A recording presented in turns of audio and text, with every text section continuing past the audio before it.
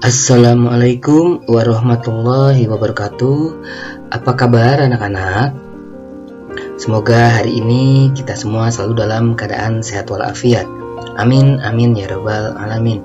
Oke, anak-anak, hari ini kita akan belajar tema 5, ekosistem, subtema 2, hubungan antar makhluk hidup dalam ekosistem, pembelajaran 5 dan pembelajaran 6. Oke, anak-anak, kalian dapat amati gambar yang ada di layar. Di situ ada beberapa ekosistem.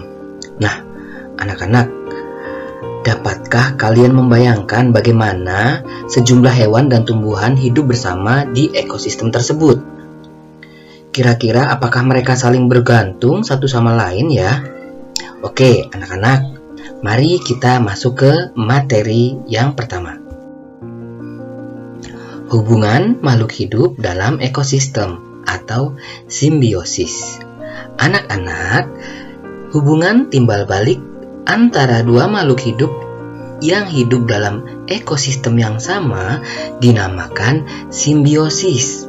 Nah, anak-anak, simbiosis ini dibedakan menjadi 3, yaitu ada simbiosis mutualisme, simbiosis komensalisme, dan simbiosis parasitisme.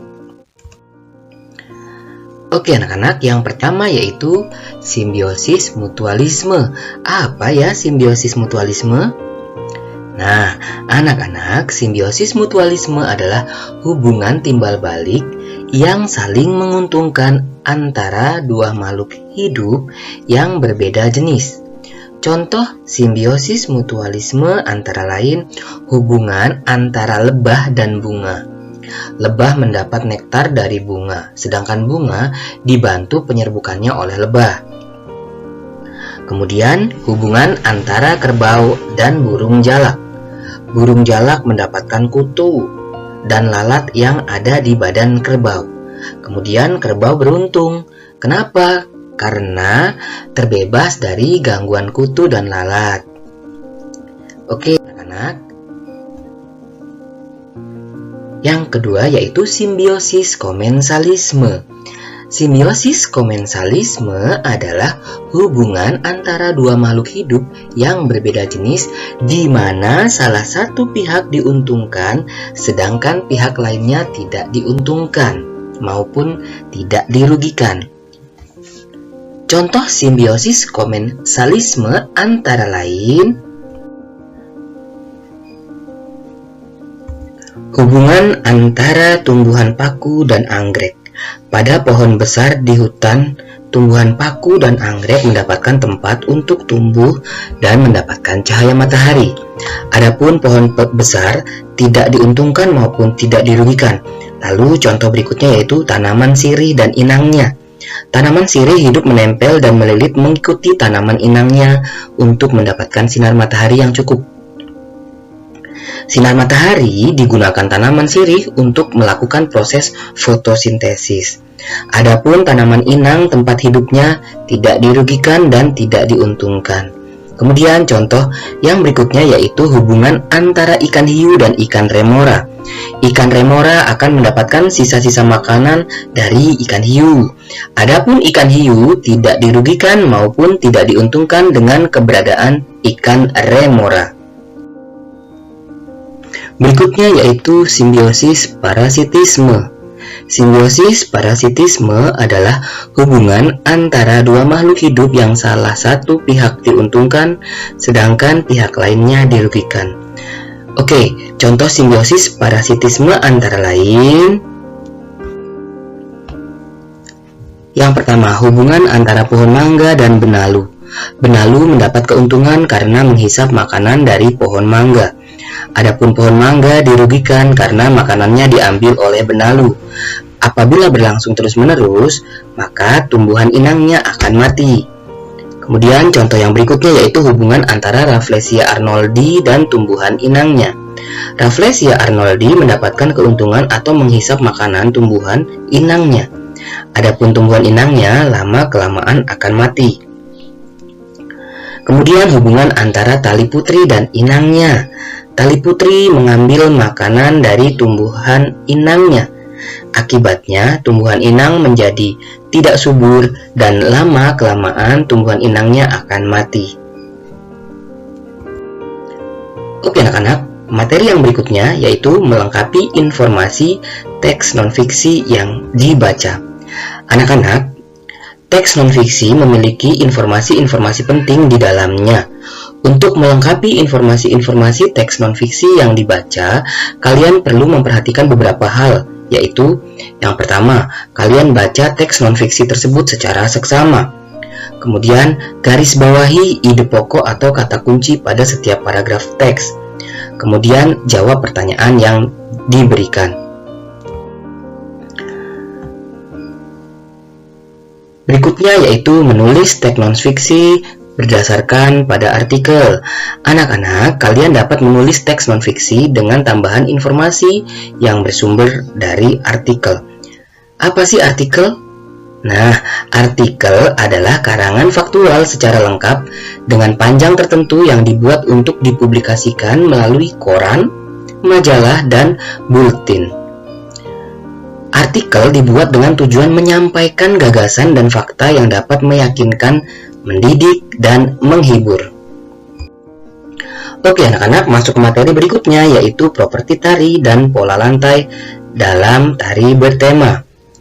Anak-anak, di Indonesia mempunyai banyak keragaman. Salah satu keragamannya yaitu adalah tari tradisional. Tari tradisional banyak tema. Salah satu tema tari tradisional yaitu tema alam. Nah, anak-anak, tari tradisional dengan tema alam dapat terinspirasi dari gerak hewan. Untuk menunjang tari dengan tema alam, kalian juga dapat menggunakan properti dari benda alam, misalnya bunga dan daun-daunan. Kalian juga dapat menggunakan properti yang menyerupai benda alam, misalnya selendang yang menyerupai sayap. Oke anak-anak, kalian dapat perhatikan gambar yang ada di layar.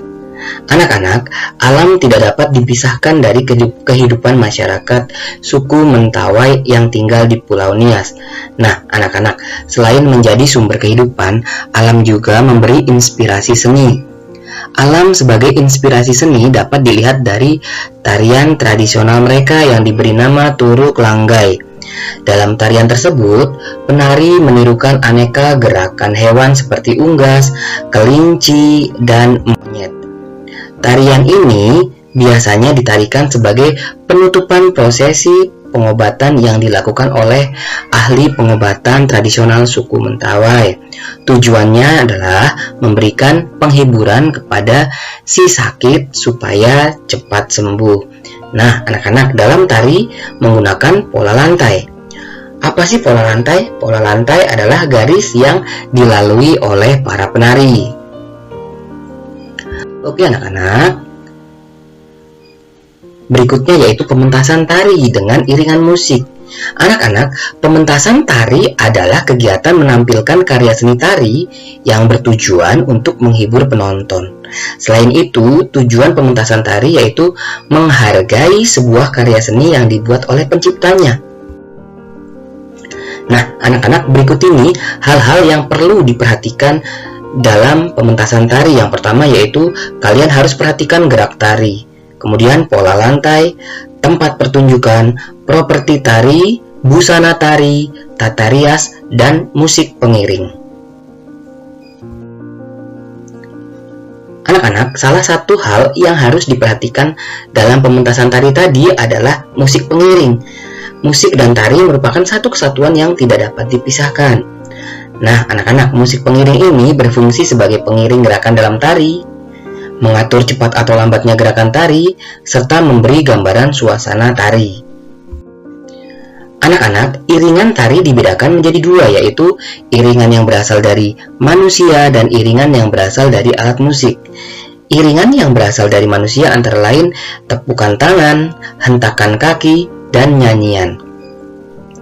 Adapun iringan yang berasal dari alat musik yaitu ada gamelan, gambang kromong, alat musik band, dan rebana.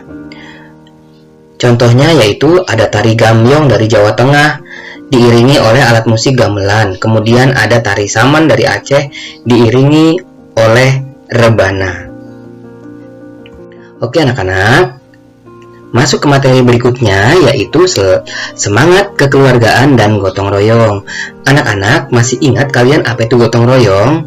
Ya, gotong royong merupakan bentuk penerapan persatuan dan kesatuan dalam kehidupan sehari-hari. Gotong royong menumbuhkan rasa kebersamaan, kekeluargaan, dan tolong-menolong.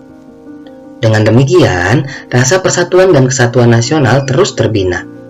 Anak-anak, masyarakat Indonesia menerapkan prinsip gotong royong dalam berbagai kegiatan, misalnya menjaga keamanan lingkungan sekitar dengan ronda malam atau siskamling, lalu kerja bakti membersihkan lingkungan masyarakat, dan bakti sosial. Anak-anak, gotong royong dapat menumbuhkan semangat kekeluargaan, seperti sikap memperlakukan orang lain seperti halnya keluarga sendiri, lalu sikap saling menyayangi, saling mengasihi, melindungi, merasa saling memiliki dan turut merasakan penderitaan saudara, sebangsa dan setanah air merupakan contoh dari sekian banyak sikap kekeluargaan yang dimiliki oleh Indonesia. Oke, anak-anak, berikut ini beberapa manfaat kehidupan yang dilandasi nilai-nilai kekeluargaan. Yang pertama, dapat meningkatkan rasa kebersamaan di kalangan masyarakat. Lalu, meningkatkan tenggang rasa, menciptakan masyarakat yang rukun dan tentram, saling mendukung dan menjaga kebersamaan. Hubungan antar masyarakat akan harmonis, aman, tentram, dan nyaman. Kemudian tidak ada permusuhan di dalam masyarakat. Kebersamaan antar masyarakat tersebut terjaga dengan baik dan terjalinnya tolong-menolong antar sesama. Oke anak-anak, sampai di sini materi kita hari ini. Sampai jumpa lagi pada materi-materi berikutnya. Wassalamualaikum warahmatullahi wabarakatuh.